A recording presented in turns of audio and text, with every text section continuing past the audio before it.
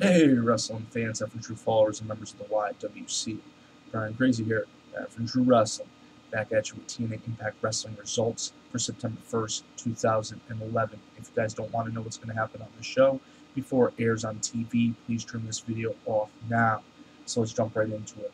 Hulk Hogan comes out to start the show and talks about the offer Ric Flair made. Kurt Angle comes out, discusses how he's going to take out all the young guys, and he also says that he's also going to take out Sting. Sting versus Angle World Heavyweight title on the line is announced later on in the night. Sting comes out and accepts the match. Then we see Gunner defeat Rob Van Dam in a Bound for Glory series match. Gunner won via pinfall when Jerry Lynn interfered. Eric Bischoff came out with Tracy Brooks to address all the knockouts in the ring. He talked about leadership and named Karen Jarrett the new head of the Knockouts division.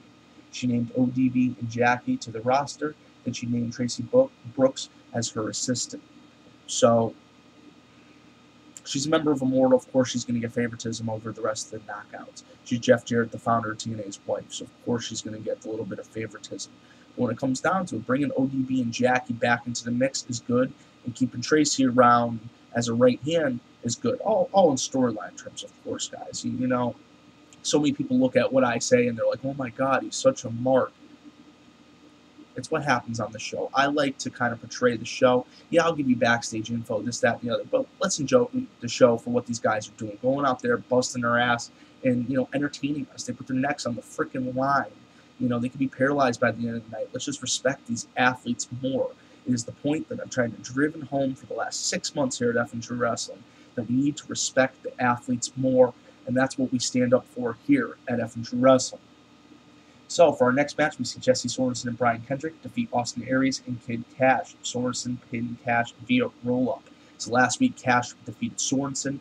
This coming week, Sorensen defeats Cash and keeps the feud alive between these two.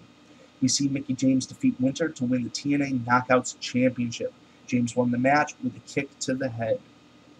Matt Morgan called out Joe, and Joe and Matt brawled. Eventually, Joe hit Morgan in the arm with a chair against the ring post.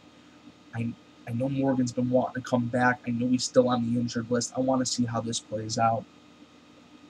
Christopher Daniels defeated AJ Styles. Daniels got the win after Styles slipped on the ropes. So if AJ didn't slip on the ropes, would Daniels got the win, or would AJ won again? Is this thought still giving me in Daniels' head? And are we going to have another contest? I kind of want to see how this plays off when it's live on television. And for the main event, Kurt Angle defeated Sting to retain the TNA title. Hulk Hogan was the special guest referee. Kurt retains after interference and Angle slam on a chair. Immortal comes down to beat Sting, and Anderson makes the save. So these guys were on opposite sides of the table just a couple months ago. Now Sting and Anderson might need each other for survival. So let me know what you guys think of this episode of Impact. It sounds like it's going to be pretty interesting. I thought Impact has been fantastic for the last several weeks. Some people don't agree with me, but that's okay. I will continue to watch it. I will continue to review it, and I will continue to bring it to you guys. So for F and True Wrestling, Brian Crazy, and I'll catch you later.